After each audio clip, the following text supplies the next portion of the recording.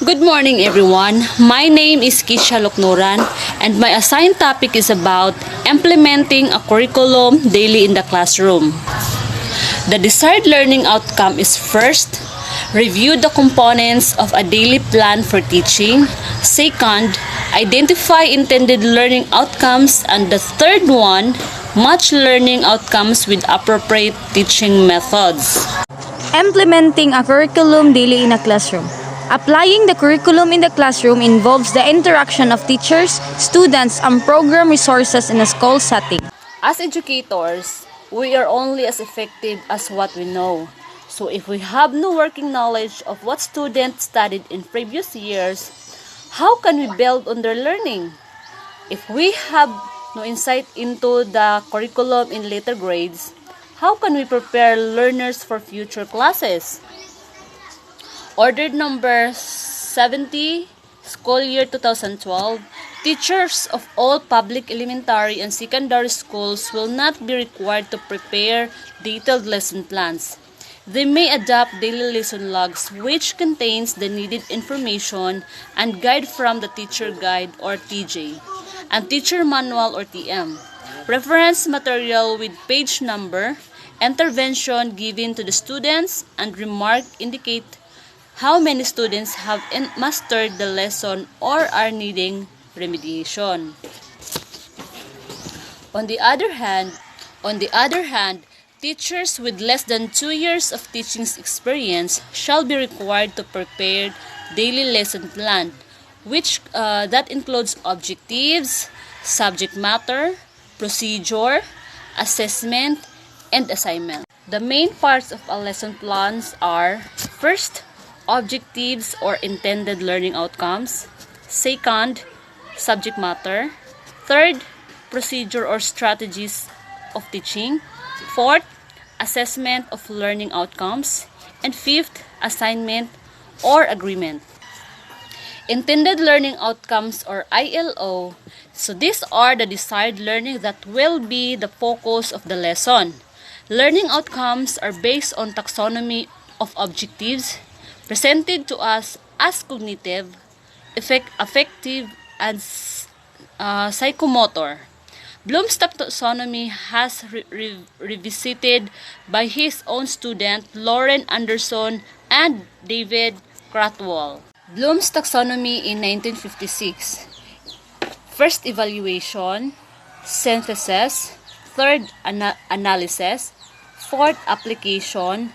Fifth, comprehension. And sixth, knowledge. And revised Bloom's by Anderson in 2001. First is creative. Second, evaluating. Third, analyzing. Fourth, applying. Fifth, understanding. And sixth, remembering. So the three changes in the revised taxonomy is A, changing the names in the 6 categories from nouns to verbs, and B, rearranging these categories, and C, so let us study the cognitive categories with the example keywords or verbs for each in the new version of Bloom's taxonomy that follows. So in categories, we have here remembering. So remembering, you have to recall or retrieve previous learned information.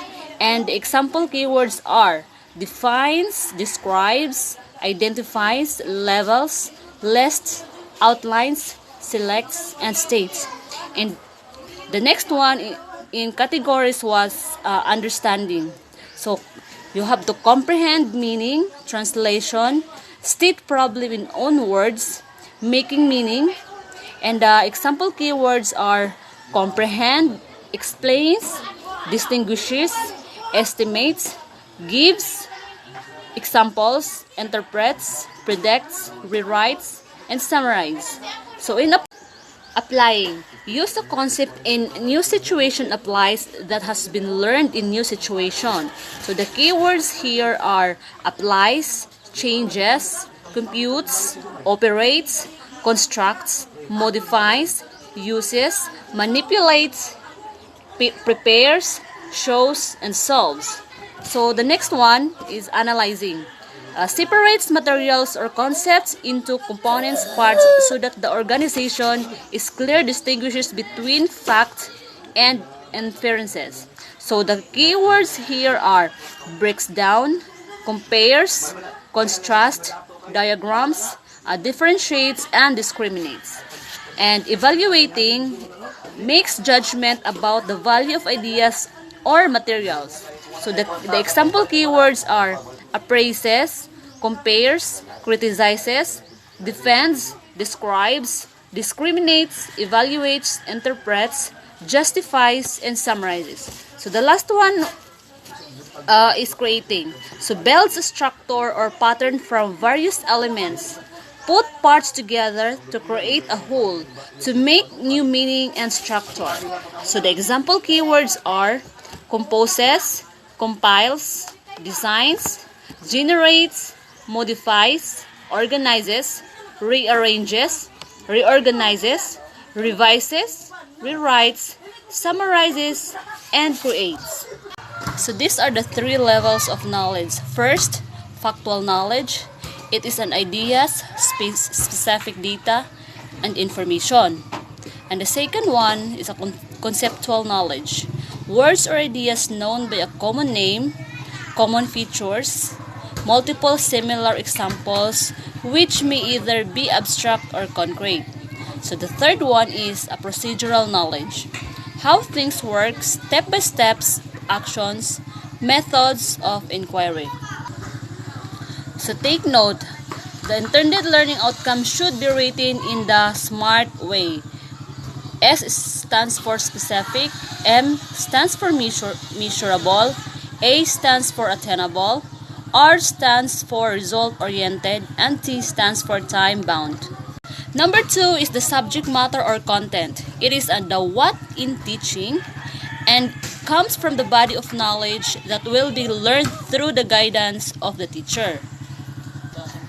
Number 3, so the procedural or the methods and the strategies. It is how a teacher will put life to the intended outcomes, and the subject matter to be used depends on this component. There are many ways of teaching for different kinds of learning, such as number 1, direct demonstration methods or the guided explanatory discovery approach, inquiry method, problem-based learning, and project method. Number 2, cooperative learning or peer tutoring, learning actions, cells, 10 peer share. Number 3, deductive or inductive approaches or project method, inquiry-based learning. 4th, other approaches or blended learning, reflective teaching, integrated learning, outcome-based approach. Common characteristics. Visual, uses graphs, charts, and pictures. Number 2, auditory, recalls information through hearing and speaking. 3, kinesthetic, prefers hands-on approach. Teaching and learning must be supported by instructional materials. 1. Use of direct purposeful experience through learning by doing retains almost all of the learning is retained. Example, field trip, field study, community immersion, practice teaching. 2. Participation in class activities, discussion, reporting, and similar activities where learners have the opportunity to say and write. Example, small group discussion, individual reporting, role play.